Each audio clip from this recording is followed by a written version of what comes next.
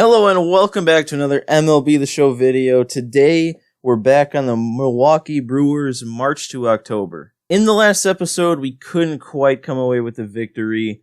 I think it was like 4-2 or something with the bases loaded and Yelich up, and he couldn't get the job done, but that's okay. We're still tearing it up as of late. 63-40 is our record, 23 games above 500, and we're 7.5 games in the lead in the division. We've got a 9-win lead in terms of the projected wins that it shows. And one thing before I start today in this game, I think in the last episode or one of the last two, I said something about wanting to know who the All-Stars were, and I thought it might tell us, but it just kind of skipped over the All-Star break in the simulation.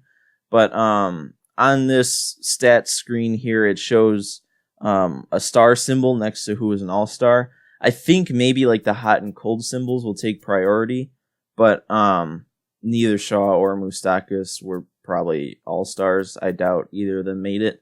But in terms of position players, Christian Yelich was an all-star. It looks like he is the symbol by his name. And then rightfully so, Ryan Braun was an all-star in left field. I wonder if he started. That would be interesting to know. But 341 batting average with 25 homers. He's having quite the year. But I don't think nobody else in the position players tab has a star. But then over on the pitchers, I'm kind of surprised Corbin Burns didn't get one. He's had a really good year. But Zach Davies, he has the all-star symbol next to him. So he was an all-star. I think his ERA's actually gone up. I think it was in the 2s before. But I also wouldn't be surprised if Woodruff and Peralta both were all-stars. But like I said, I think the hot and cold symbols might show themselves over the all-star symbol. So if they were all-stars, we can't tell right now because they're both hot. But like I said, I wouldn't be surprised if both of them were, because Freddie Peralta, 3.19 ERA with 152 strikeouts. Woodruff, a little less strikeouts, but a little better ERA too, 2.47. But then the only other pitcher we had in the All-Star game, another one that's kind of obvious, Josh Hader, our closing pitcher. So people that we know for sure were All-Stars by, what it actually shows.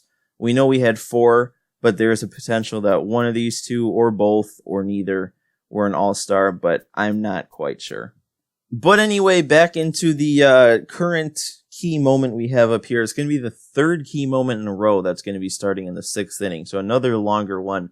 This one, we've apparently dropped our last 2 games in the series to the Reds. We're entering this one at the top of the 6th, 4-4 game, so we don't have a deficit to overcome, but it is a tie game. So we have to build up a nice lead and hopefully keep it. So I'm just going to go right ahead and get into this moment here. One would have to imagine that as a division leader, about the last thing you're looking to do is suffer a sweep at the hands of a division rival. And that's what this team is looking at right now if they don't come out of here today with a win, Matty V. There's no quicker way to give away the cushion you've worked so hard for. And there's probably no bigger drag down on a team's morale. These guys really don't want to lose this game. So no Heidi in this one, but that screen there of that head-to-head comparison was actually really interesting. We're leading our division by a ton. I can't remember what the Reds' record is, but I know we probably are at least 10 games ahead of them in the division. But it said our head-to-head record against the Reds were actually 7-8. So if we win this game, we get to 500 against the Reds. But right now, as it stands, the Reds have beaten us more than we've beaten them. And I wonder why that is. I wonder why it seems like the team struggles against the Reds.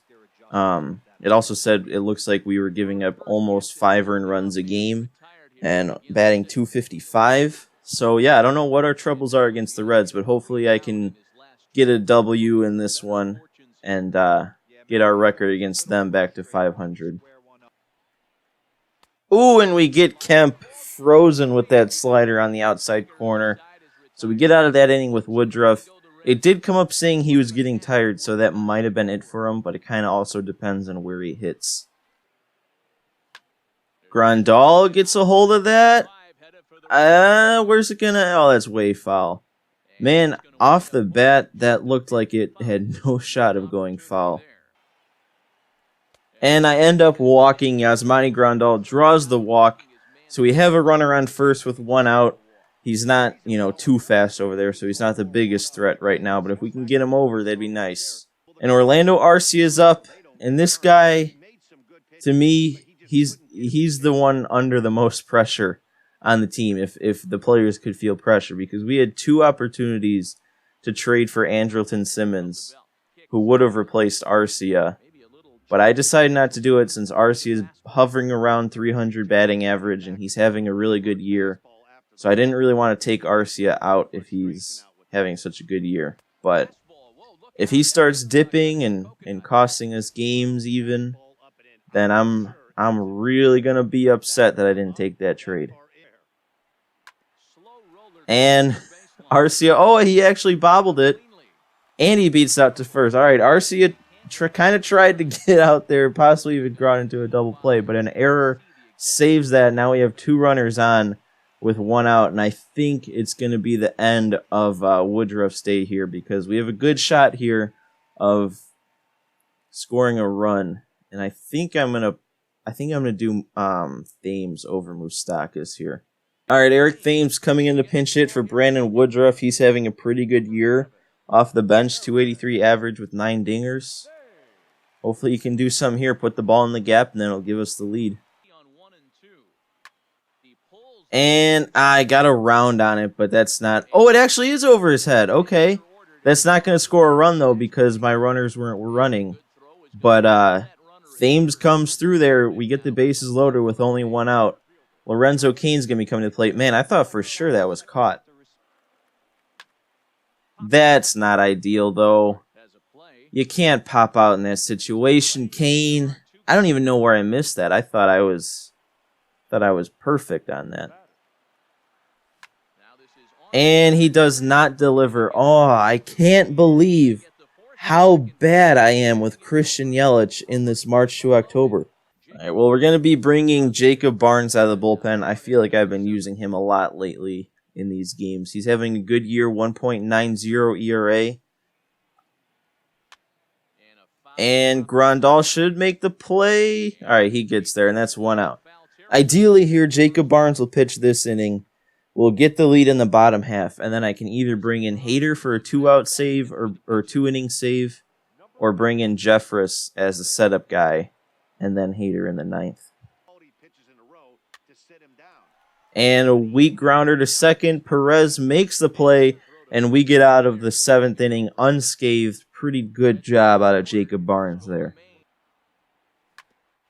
And Aguilar is able to get that one up the middle. Weak chopper on a 1-2 count. That's a good 2-strike swing there. That's exactly what you want to do with 2 strikes. Just get the bat on the ball, try and find a hole, and that's exactly what happened. And... all right, well, Ryan Braun is up now. Probably the best player on the team right now. Maybe he can spark something with 2 outs. And he's going to do it all on his own. Spark it on your own, Ryan Braun. That's exactly what I was looking for. A 2-out solo home run to center field to give us a 5-4 lead. Ryan Braun on this season is just unbelievable.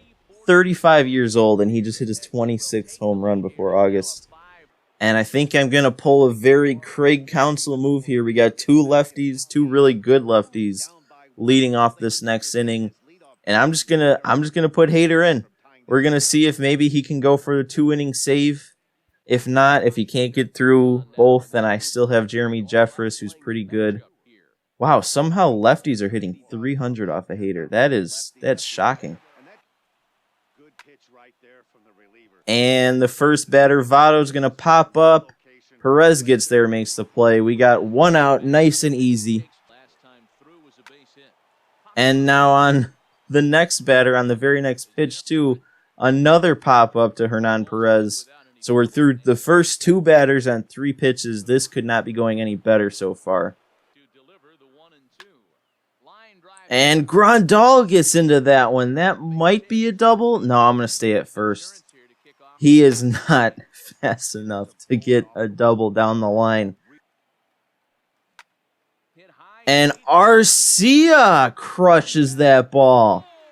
That is a home run. That's going to give us some insurance there. 7-4. Arcia's 12th homer on the year. And hey, I'm getting a base hit with Yelich. Didn't make good contact, but at least it's a hit. And Aguilar, that one stays fair. Okay, I thought that was going to get foul. He's keeping the inning going. I didn't want to send Yelich home there. I probably should have. There was really no reason not to. But I don't know. I figure maybe now we have a good shot at driving in those 2 runs with Travis Shaw. And Travis Shaw gets a hold of that one, I think. No. I thought that had a little bit more in it. But it's a warning track fly out for Shaw. We're going into the bottom of the 9th with a 3-run cushion and Hader looking for a 2-inning save. And he's given up a single to start out the 9th. Oh, come on. This is not a good start here, Hader. Please don't drop. Please don't drop. Please don't drop. Please don't drop. All right, Braun gets there, makes the play. We get the first out. This is more stressful than it needs to be, Hader. Come on. And we get him swinging with the fastball above the zone. 2 outs now. We just need 1 more. And a line drive to center. Kane's there, makes the play. And Hader completes his 2-inning save. Not without trouble. But we get the win anyway. 3 flame balls. I was kind of hoping it'd be a little bit more, but I'll take it. Hader with his 29th save of the year. Jacob Barnes moves to 5-1. Somehow Christian Yelich is the notable player of the game. I guess he did hit a home run earlier, it said. And our snowflake turns into a flame ball. And maybe that'll give us some extra wins here. Yep, we win against the Cubs. And another trade opportunity. I still don't want to do it, man. Arcia just hit a clutch homer in the last game. I don't want Simmons, and neither of these other guys would be any good. Flores popped up last time, and I explained in the last video why I don't want him. Harrison's just a worse version of Flores. So once again, I'm going to say not interested in a trade at this time. On the top, it says 3 days until the trade deadline. So I don't know if I'll get another shot maybe on the deadline, but I'm assuming if we do get another shot at a trade, that'll be the last one. And I don't know, based on how these first 3 trades have gone, I just don't see anything making sense. And we sweep the Cubs, and here... Ooh. So we did get another chance for a trade. Billy Hamilton. That one's a little bit more interesting now. See, this might be the best 3 options we've had to this point. I mean, Simmons still there. I'm still not going to go with him. Corey Dickerson, he might have come up before, but we just don't need an out. He's having a really good year, though, 319 average. But we just don't need another outfielder like him. But the reason that Hamilton interests me, he wouldn't start, which is kind of crazy to say because he's an 85, and he actually is an 85. It's not morale affecting it. But if I get him, I would keep him on the bench because Braun has been doing so well. Oh, that would actually be tough because I know Braun has a secondary of first. So I could move Braun to first, but then Aguilar doesn't have a place to play, and Aguilar has been having a really good year too.